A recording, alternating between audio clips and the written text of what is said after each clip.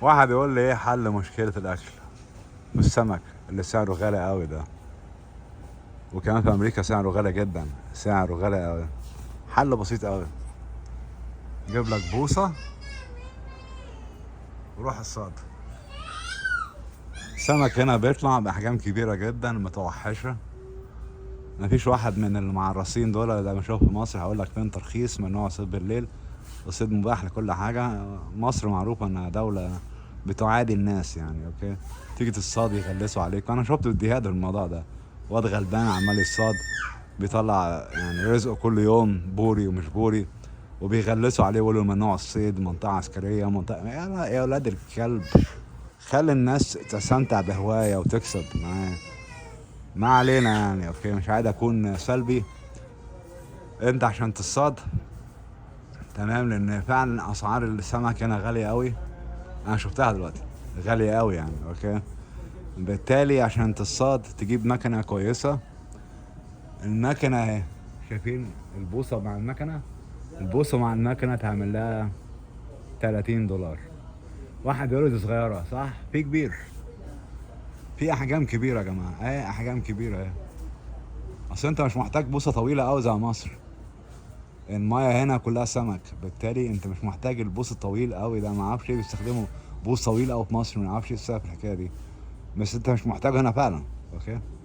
يعني لو عايز بوصه طويله تجيب لك بقى بوصه بس $42، نوع كويس اهو.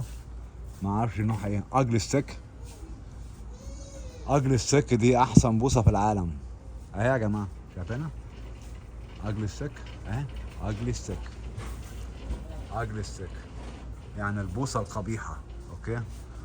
البوصة القبيحة دي الاسم كده غريب شوية، بس دي أغلى بوصة في العالم، أوكي. اه، دي معلومة للصيادين. الأجل السك في أمريكا بيعمل له $42، 43 بعد الضرايب، قول $45، أوكي. وتجيب لك مكنة. المكن هنا بالهبل. المكنة لا يزيد سعرها عن 30 40 $50. يبقى انت جبت كام؟ $100. جبت كل الجير. الجير معناه ان انت محتاج عشان تصطاد، اوكي. وده حاجات بلاستيك ممكن تصطاد بيها، اوكي. طبعا جودة انتاجية اعلى من مصر كتير. اللي في مصر ده كان زبالة، انا شفتها الحاجات دي كلها في مصر زبالة يعني، حاجات ما ينفعش تصطاد بيها يعني، اوكي. بس في مصر اغلبهم بيصطاد بالجمبري وبالسبيط. نفس الكلام هنا، بس الفرق انهم بيستخدموا الجمبري الحي هنا، ومش الجمبري الازاز الصغير، لا، الجمبري الكبير بتاع الاكل، اوكي. ده الفرق يعني، اوكي. بيطلعوه بايديهم. هوريكوا ازاي تصطاد جمبري في امريكا ببلاش، اوكي. تدفع 20 مليم يعني، اوكي. ودي شنطة للعدة لو انت هتحب تاخد عدة، دي $24 اهي، دورين، شايفانا؟ اوكي. بس انا لا افضل هذه الشنطة يعني، تضييع فلوس، اوكي. وفي حاجات انا لما اروح احب اصطاد احب امزج نفسي. وطبعا لو انا صطادت هصطاد بعد المغرب عشان ما اكونش جعان، لان الصيد بيجوع، اوكي. بالتالي انا افضل ان انا اخد معايا ترمس واخد معايا اكل والكلام ده، لان الاكل في المحيط بتاع الشواطئ والكلام ده تيجي الصاد بيكون غالي شويه، مش غالي قوي بس غالي شويه. يعني ما تقوليش غالي زي مصر، مصر الحراميه، لا غالي شويه بس مش غالي قوي. بالتالي انا بجيب مع الاكل وبصطاد هناك، وبحب اصطاد لوحدي، ما بحبش اصطاد مع حد، اوكي. لان لان انا بصطاد مع حد يقول لي ايه، اعمل لي القرمه، اربط لي السنار، الحق طلعت السمكه، ويقعد يصوت يعني كاني بالظبط بتعامل مع عيل صغير، اوكي. بالتالي احب اصطاد لوحدي، ما احبش معايا حد. اشغل التليفون واسمع مزيكا، تمام، ومع نفسي. جبت السمك انا عايزه بعمل له بشفيه وبحطه في الكولر، والباقي يعني انا بطلع الليمت طبيعي. بالتالي انا مش هطلع اكتر من الليمت وبس. مفيش حاجه اسمها باقي، انا باكله كله يعني، اوكي. لان في امريكا هنا فيك ليك ليميت معين لتطليع السمك، تمام. وبعد ما نجيب السمك، واحد يقول لي ازاي تعمله، بسيطة قوي.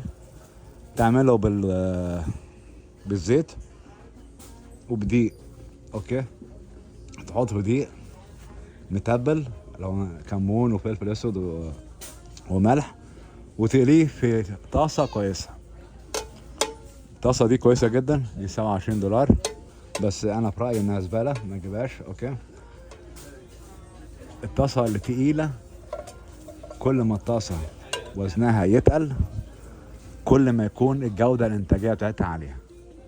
انا بديكوا سعر الصنعه اهو، كل ما تكون تقيله كل ما يكون جوده اعلى. تمام، كل ما تكون خفيفه زباله. دي معقوله التيفال دي. تمام، دي $35 بس خفيفه قوي يعني، بس هضطر اجيبها طبعا. اوكي تمام. على فكره يا جماعه يعني ان شاء الله كده قريب قوي انا هعزل. اوكي، بالتالي مش عارف هقعد فين، عشان كده بتفرج على الحاجات بتاعت الاكل والشرب والحاجات اللي هشتريها بعدين. يعني انا داخل على مصاريف الافات، ما بهرجش يعني، لا اقل عن $4000 يعني، يمكن اكتر. اوكي، عشان عزال بس مضطر. لغوا العقد، قال لك هيهدوا المنطقه وهيبنوها كاندوز. ماشي، هدوها بقى وابنوها كاندو براحتكم، والعبد بالله لازم يشوف مكان يقعد فيها. اوكي، اتمنى يا جماعه تكون الجوله عجبتكم. ده الجزء الثاني في وول مارت. والسلام عليكم ورحمه الله وبركاته.